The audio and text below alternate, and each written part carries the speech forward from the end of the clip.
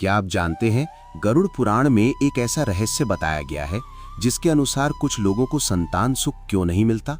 क्या ये सिर्फ शरीर की कमजोरी है या फिर ये हमारे कर्मों का दंड है। आज हम जानेंगे गरुड़ पुराण के अनुसार संतान न होने का असली कारण।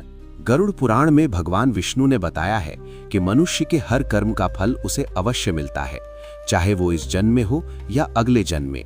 कुछ कर्म ऐसे होते हैं जिनका प्रभाव हमारे जीवन के सबसे महत्वपूर्ण सुखों पर पड़ता है और उनमें से एक है संतान सुख। गरुड़ पुराण के अनुसार यदि किसी व्यक्ति ने अपने पिछले जन्म में बच्चों को कष्ट दिया हो, निर्दोष जीवों को पीड़ा दी हो या किसी के साथ अन्याय किया हो, तो उसे इस जन्म में संतान सुख प्राप्त करने में कठिनाइयों का सामना करना पड़ सकता है। ये केवल एक घटना नहीं बल्कि कर्मों का गहरा परिणाम होता है। ग्रंथों में ये भी कहा गया है कि गर्भपात को एक गंभीर पाप माना गया है।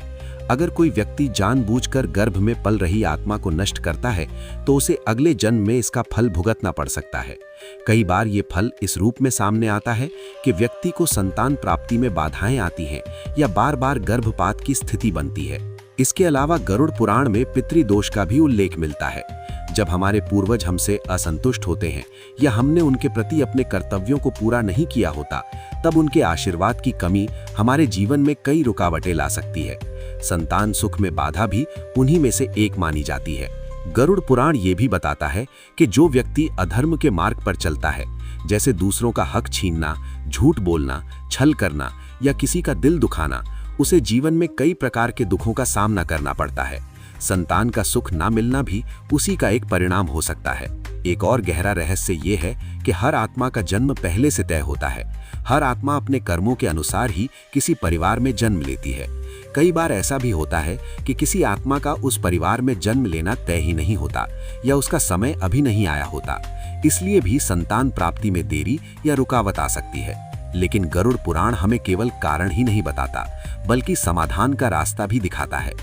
अगर मनुष्य सच्चे मन से अपने कर्मों को सुधार ले, भगवान का स्मरण करे और धर्म के मार्ग पर चले, तो वो अपने जीवन की कठिनाइयों को कम कर सकता है। इसके लिए भगवान विष्णु की पूजा, गरीबों और जरूरतमंदों को दान, पितरों का श्राद्ध और तर्पण और सभी जीवों के प्रति दया भाव रखना बहुत महत्वपूर्ण माना गया है। ये छोटे छोटे कार्य हमारे जीवन में बड़ा बदलाव ला सकते हैं। तो दोस्तों, गरुड़ पुराण के अनुसार संतान न होना केवल एक शारीरिक समस्या नहीं बल्कि ये हमारे कर्म, धर्म और आत्मा के गहरे संबंध से जुड़ा हुआ विषय है। लेकिन याद रखिए, हर समस्या का समाधान संभव है।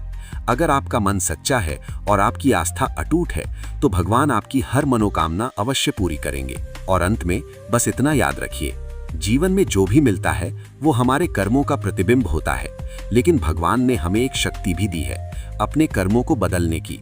अगर आज से ही हम अच्छे कर्म करना शुरू कर दें, दूसरों के प्रति दया और प्रेम रखें और सच्चे मन से भगवान का स्मरण करें, तो न केवल हमारी परेशानियां कम होंगी बल्कि हमारे जीवन में वो सुख भी आएंगे जिनकी हमने कभी कल्पना भी नहीं की होगी।